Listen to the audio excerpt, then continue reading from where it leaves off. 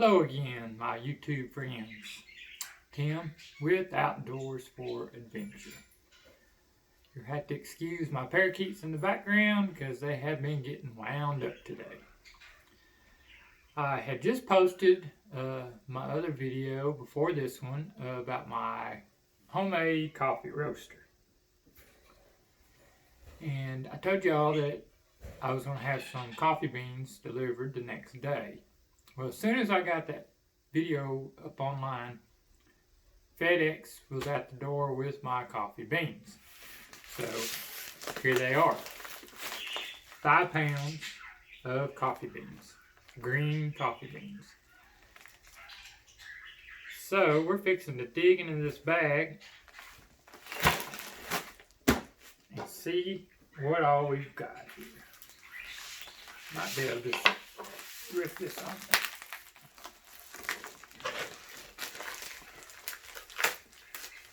Sticks pretty good. I think we'll go ahead and cut it. Much easier. Okay.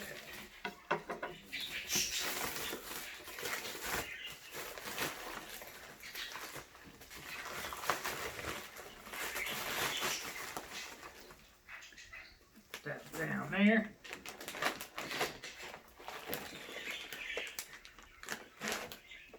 Here's the coffee beans I got. And in a little bit I'll give y'all some closer looks at this. This comes from Coffee Bean Corral. Now I'm going to be honest with you up front. I'm not for sure how that is pronounced. Kapuna. But it's Indonesia and Latin American espresso blend that has been washed.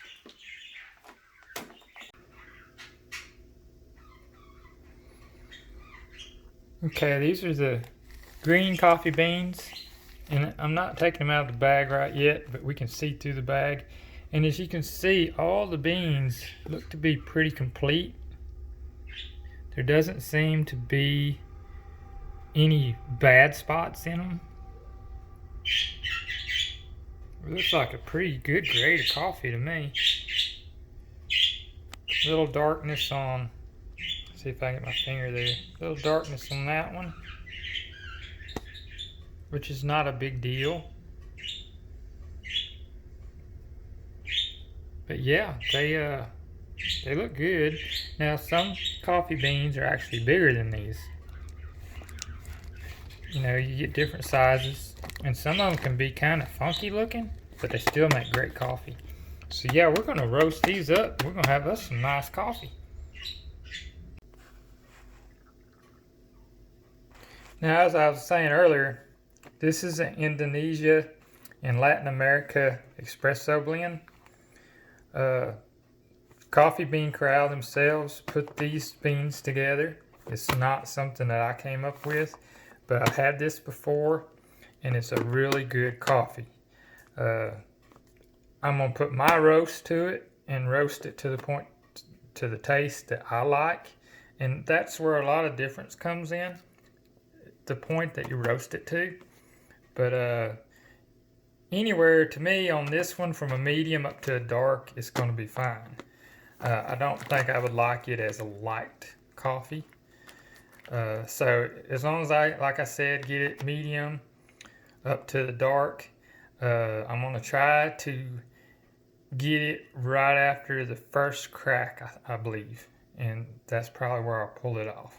But I'll also be looking for color, and I'll be looking for, you know, the smell, and that'll tell me more about when I want to stop the roast. Okay, so we're going to measure out 1 pound of coffee beans.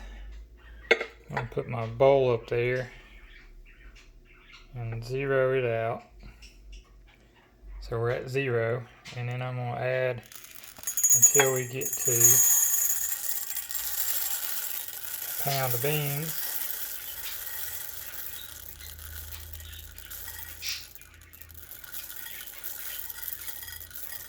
Normally one of these cups gets there it is right there.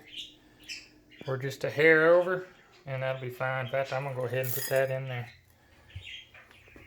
So that's gonna be one roast. Now I have roasted 2 pounds before in my roaster, but we're out of home regular coffee. We have flavored coffees, and I don't like flavored coffees, but every now and then.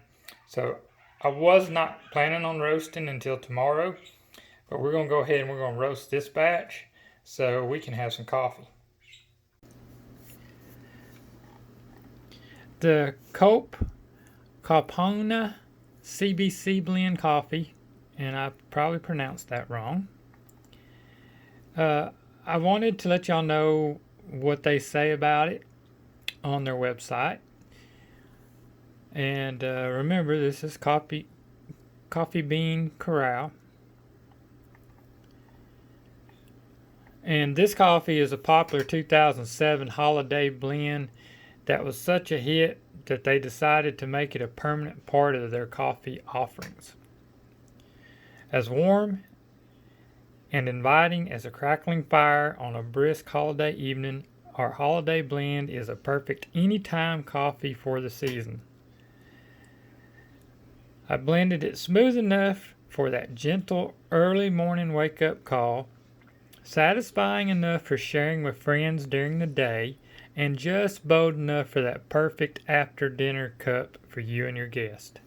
In keeping with the season's pleasures, it's chocolatey and fruity, has a hint of spice, and just enough heft and body to be truly satisfying. So that's their take on this coffee that they blended. It is their blend, and it got really good reviews. One person says this is the best coffee that he blended all that year. So, you know, it just depends. I'm not sure how they roasted it. This guy says this blend he'll buy time after time because it's smooth and chocolatey and has a fantastic aroma that fills the house in the morning. We like it best with a dark roast. So, like I was saying, I like anything from a medium to a dark on this blend is really good. This guy down here says, my wife loves this in the AeroPress. So there you go. You can take it camping with you and use the AeroPress. But that pretty much covers the beans and the flavors. I agree with the flavors. So I'll leave that at that. Now that I got these beans out of the bag, I'll give you all another close-up look at the beans. These are a smaller size bean. I haven't seen any rocks or little stones.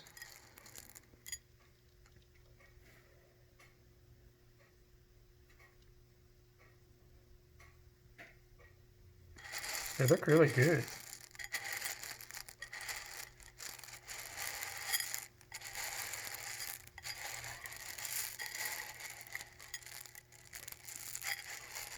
And I don't dig through all the beans like this, but I'm just kind of showing y'all what they look like. They feel really cool.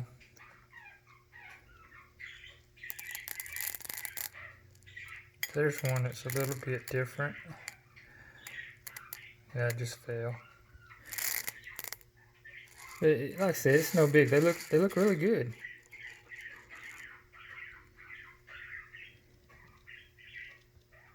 See, that one's got an imperfection in it, but we're still gonna make it into coffee.